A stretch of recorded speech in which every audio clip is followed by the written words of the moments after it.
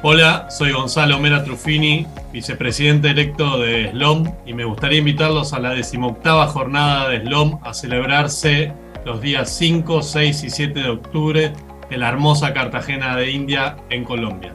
Los esperamos.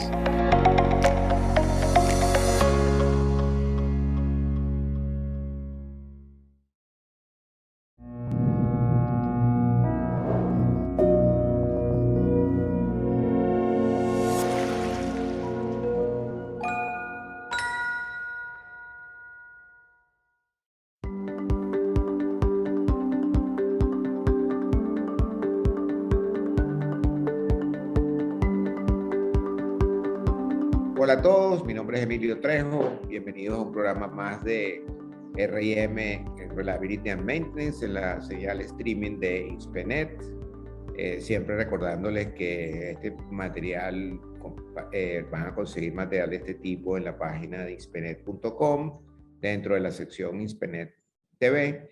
Y bueno, para que inviten a sus colegas a que se unan a esta gran comunidad de conocimiento donde tienen una gran cantidad de información muy valiosa para todos ustedes.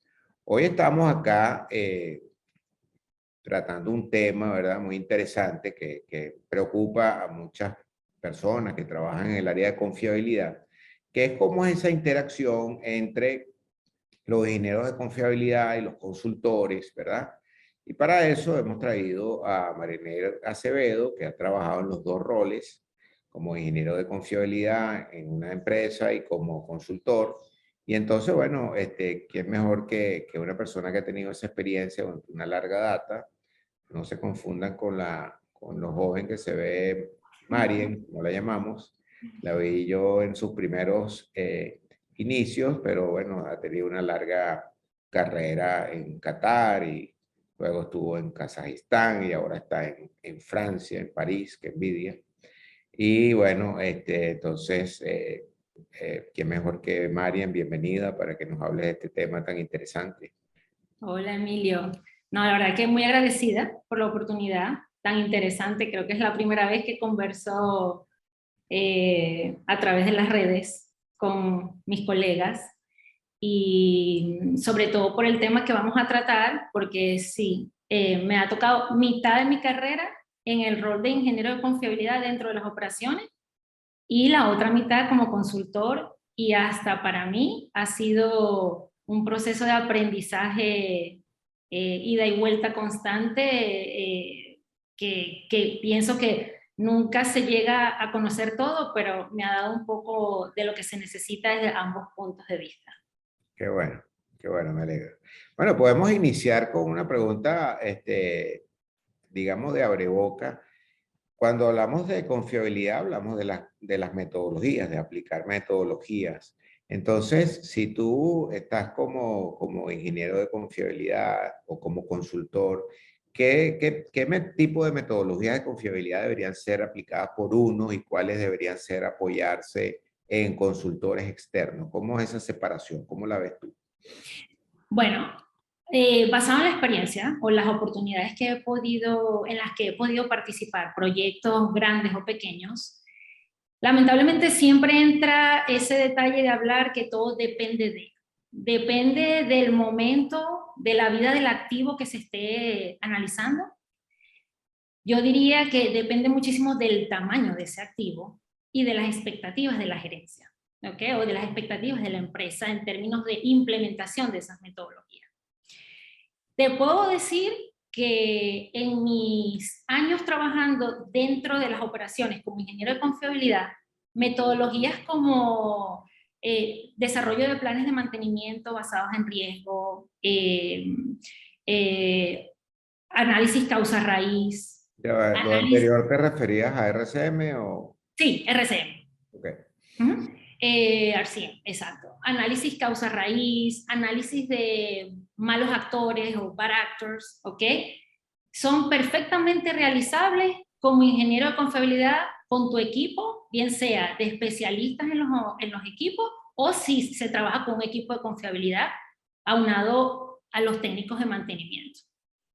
Pero yo en mi formación o en lo que he podido experimentar, metodologías que ameritan una intervención transversal en muchos departamentos, recomiendo que sean posiblemente liderizadas internamente, pero trabajadas con consultores. Ahí te puedo mencionar análisis de ciclo de vida de activos, ¿ok?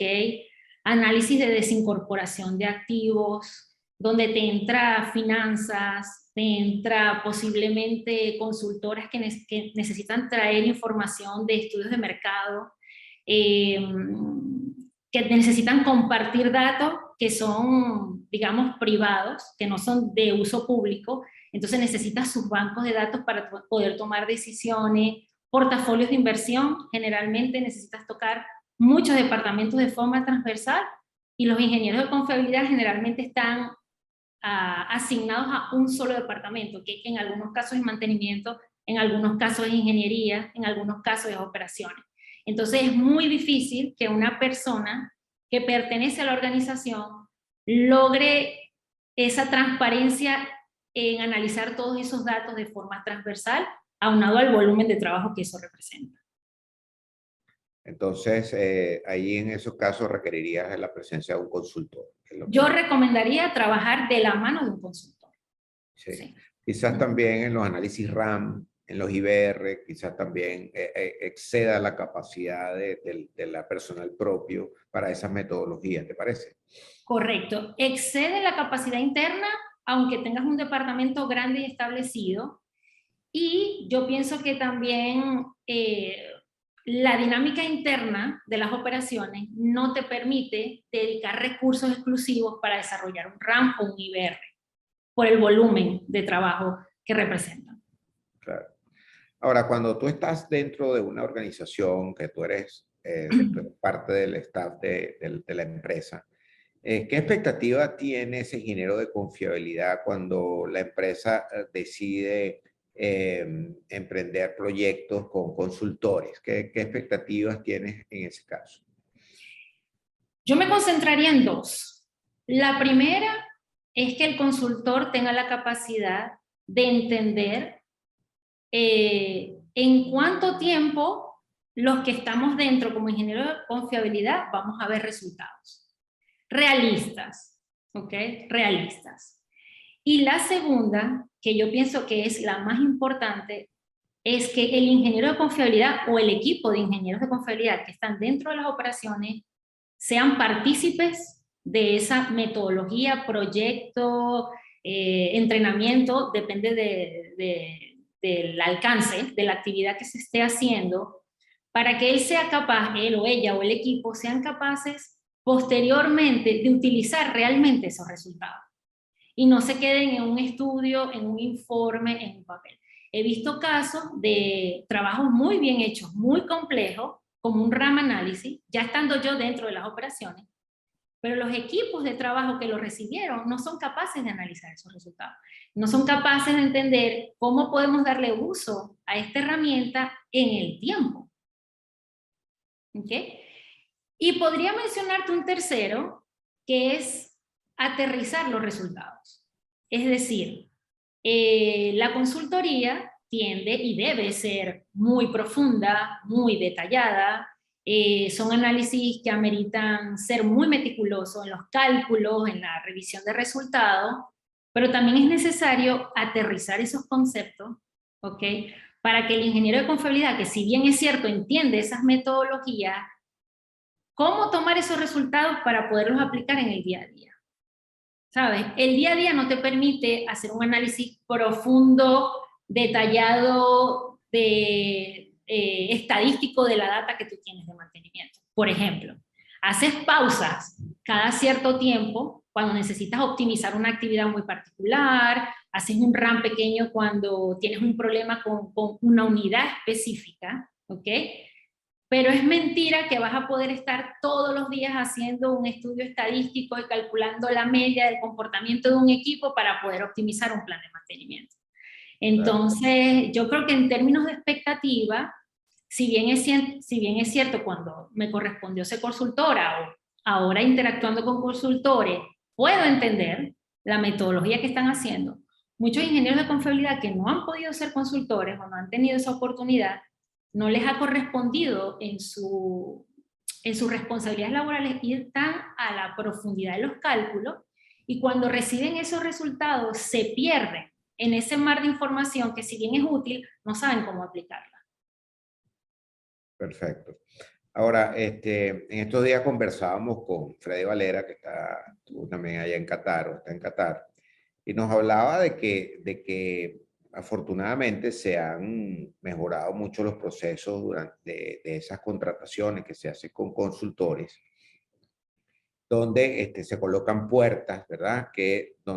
En cada una de esas puertas son como aprobatorias por parte de la empresa, ¿verdad? Donde son parte de los entregables que haya una constancia de que se entregó la información, de que participaron tales y tales especialistas de la empresa. ¿Cuál sería tu recomendación o la experiencia que has tenido de la interacción de esos dos roles, del consultor externo con el interno? Correcto. Bueno, el caso en el que yo participé, que me pareció, desde lo que he podido ver, lo ideal, ¿ok? Cuando estando internamente como ingeniero de confiabilidad en las operaciones, y redactamos lo que realmente queríamos a detalle, una vez que escogimos el consultor, hicimos las primeras rondas para alinear metodología, o sea, estar seguro que entendíamos todos los detalles de su metodología y esa metodología cubría lo que nosotros teníamos como expectativa. ¿Ok? Y adicionalmente a esos controles lógicos que son tanto técnicos como financieros, nosotros asignamos una especie de líder que era parte del proyecto de los consultores. Totalmente parte del proyecto de los consultores. Entonces, garantizábamos que siempre estaban alineadas las expectativas, garantizábamos que la transferencia de resultados, conocimiento, información se iba a ejecutar por lo menos a una persona del equipo, que luego sería la responsable de transferir eso al resto del equipo dentro del departamento. Y adicionalmente, cuando llegábamos a ciertos controles o habían cambios operacionales, nos asegurábamos que el consultor entendía las nuevas expectativas del equipo. A la final era un solo equipo conformado por las dos partes. Perfecto. En ese caso viste que la interacción estuvo excelente, ¿no? Muchísimo mejor. Sí, está bien.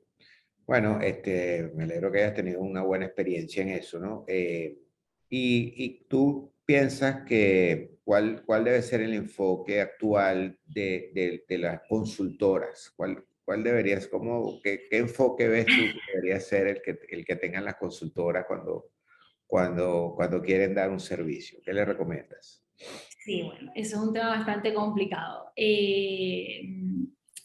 Yo diría que no solamente vender una disciplina, una metodología, un proyecto, que pienso que ahorita a nivel de consultoría está bastante avanzado, pero sí empezar a introducir un servicio postventa como parte de lo que ya estás vendiendo, que te permita entrar cierta cantidad de años después para realmente concatenar esos resultados y empezar a recopilar información que sea de ayuda no solamente a ese cliente, sino a otros clientes a futuro. Hasta la misma consultora le ayuda. Correcto, eso es una data a la que tienes acceso que te permite mejorar a ti mismo a futuro. Claro. Pero siempre se habla de un servicio postventa, ¿ok? Pero ese servicio postventa se nos queda a nivel de entrenamiento posiblemente, dar una que otra recomendación con algo que se encontraron, pero realmente no se entra a analizar data post proyecto ciertos años después. Claro. ¿Okay? Donde se va a ver el resultado real de lo que hicieron. Exactamente. Y mira, ahorita con todos los cambios globales, los cambios en la industria petrolera en los últimos 10 años a nivel de precio del petróleo, lo que está pasando a nivel global, estamos hablando de que cada empresa ha reducido los recursos, pero de una forma dramática. Ya llevamos 2 o 3 olas a nivel global de cambio, y los cambios siempre se convierten en reducción de personal, reducción de recursos. Entonces, eso también altera esos resultados de cualquier metodología que hayas implementado anteriormente. llámese un plan de mantenimiento. Yo he visto desarrollo de planes de mantenimiento a nivel de startup de la planta, o sea, 0, ¿ok? Y a los 5 años ya la gerencia te está pidiendo, vamos a optimizarlo, porque sencillamente no está el recurso. Entonces, ¿cuál es el nuevo nivel de riesgo que vamos a asumir? Y lo documentamos. Entonces, es importante que las consultoras recopilen esa data. Claro. Para poder realmente vender a futuro datos reales, o sea, ventajas reales de su implementación. No, y las diferenciaría mucho de otras consultoras que no lo hagan, porque esas sí es verdad que están viendo cuál es la experiencia. Porque si no se convierte en un documento quizás muy frío de que tú entregues un reporte final, ¿verdad? Y no sepas ni siquiera tú qué resultado eso tuvo en el tiempo, ¿no? Exacto, imagínate que hacemos un RAM análisis, que son los que más recuerdo de la época de consultoría, que me encantaban, y jugábamos tanto con esa herramienta y generábamos las mejores recomendaciones que como ingenieros el equipo podía acordar con la empresa y sus ingenieros internos, pero 5 o 6 años después no sabemos si se implementó. Entonces no podemos en los siguientes años que hablemos con nuevas empresas, mira, hay un incremento potencial de 0,5% de disponibilidad, de 1% de disponibilidad. No tenemos la capacidad de decirlo porque no hemos entrado nuevamente a esas empresas con las que trabajamos para realmente entender si se implementó o no y qué cambios vieron para bien o para mal. Porque Sí. puedes tener los dos escenarios. Sí, nos quedaríamos en lo que dice la teoría por ahí de cuáles son los beneficios esperados sin nosotros mismos verificar ese beneficio. O sea, es mejorar la medición. Excelente. Mira, María, ya nos estuviste hablando un poquito sobre una experiencia tuya favorable, pero siempre terminamos el programa preguntándole a nuestros entrevistados que nos cuente una experiencia exitosa que ha tenido con la aplicación de confiabilidad en su carrera, en cualquier cosa que haya emprendido. Mira, un momento exitoso.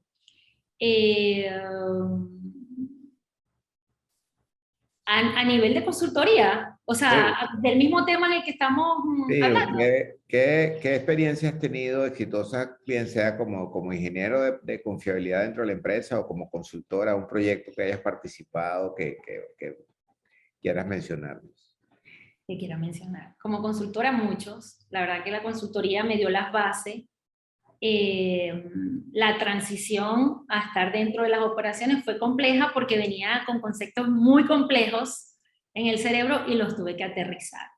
Pero digamos que cuando empecé a trabajar en Qatar, ¿okay? En un ambiente de trabajo totalmente diferente, dominado por hombres, sin colegas femeninos, lograr esa fusión con los departamentos. A mí cuando empecé en Qatar me correspondió implementar planes de mantenimiento, desarrollar e implementar planes de mantenimiento. El enfoque que aprendí allá me encantó, fue una experiencia inolvidable porque fue muy cerrada con mantenimiento. Entonces, los ingenieros de confiabilidad no trabajamos solamente con los ingenieros especialistas o los expertos en las áreas de los equipos, sino que trabajamos muy cercano con el grupo de implementación. Entonces, por primera vez veía el ciclo completo, desde el desarrollo de 0, cálculo de probabilidades, análisis del riesgo, definir esa frecuencia y cerrar el ciclo con la implementación. Y años después, con el mismo grupo, trabajamos la optimización. Y creo que eso ha sido como un caso completo, un ciclo completo, cerrado, que me gustó mucho como ingeniero verlo, tener la oportunidad de verlo en el ciclo completo. Y viste cómo entonces al hecho de que participara el hombre de mantenimiento después se adueñaba de sus planes, ¿no? Se sentía que los planes eran los adecuados para sus equipos. Que eran de ellos, y en los casos en los que sentían que no, ya estaban en la capacidad de decir, esto es mucho, consideramos que cuando estamos haciendo las inspecciones visuales no encontramos nada, ellos mismos pedían, vamos a optimizar la actividad. Bueno, ahí se ve entonces totalmente el compromiso que tenían por el hecho de participar. Cuando la gente participa, se siente sentido de pertenencia por lo que el producto final que se está obteniendo, ¿no? Y no se veía como un proyecto, sino que se veía como una actividad rutinaria. Exacto. No se veía como, o sea, dejó de ser el proyecto de los planes de mantenimiento, que allá tenía otro nombre, y pasó a ser una actividad rutinaria tanto del grupo de confiabilidad como el de ingeniería, operaciones y mantenimiento. Era una actividad totalmente rutinaria. En cualquier momento, cualquier persona tenía acceso al sistema para pedir una solicitud de vamos a revisar esto porque tengo esta idea o porque encuentro esto, me parece que amerita una intervención. Se volvió un proceso vivo. Claro, Dentro es como funcionan los procesos realmente, ¿no? Cuando se sienten que es parte de la rutina tuya. Sí. Bueno, excelente, María. Muchísimas gracias por tu tiempo. Me encantó conversar contigo. Bueno, esperemos que tengamos otra oportunidad de que conversemos en otro momento. Y bueno, y a nuestra gente que nos ve, siempre invitándolos para que inviten a sus colegas, ¿verdad? A que se suscriban en la página de spenet.com, donde, bueno, tienen muchísima información valiosa dentro de las distintas categorías que tenemos ahí dentro de la página. Hay foros, hay videos, entrevistas, tenemos una gran cantidad de información que estamos seguros que será de su interés. Muchísimas gracias, Marian, por tu tiempo. Gracias, Emilio, a ti, ¿no? Siempre a la orden. Encantada.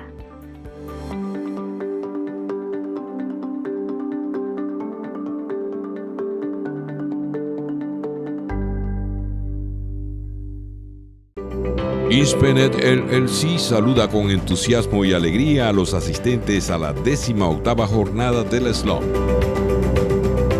Evento exclusivo para conocer y ampliar las oportunidades de participación de los sectores de la industria química, petrolera y del gas, todos en un solo lugar. Asiste a este encuentro y sé parte de las sesiones técnicas sobre las mejores prácticas en operaciones marítimas y portuarias. Desde el Hotel Estelar, en el Centro de Convenciones Luis Carlos Sarmiento Angulo, del 5 al 7 de octubre. Bienvenidos a este encuentro. Bienvenidos a Cartagena, Colombia. Inspenet.com, red de conocimiento y conexión profesional.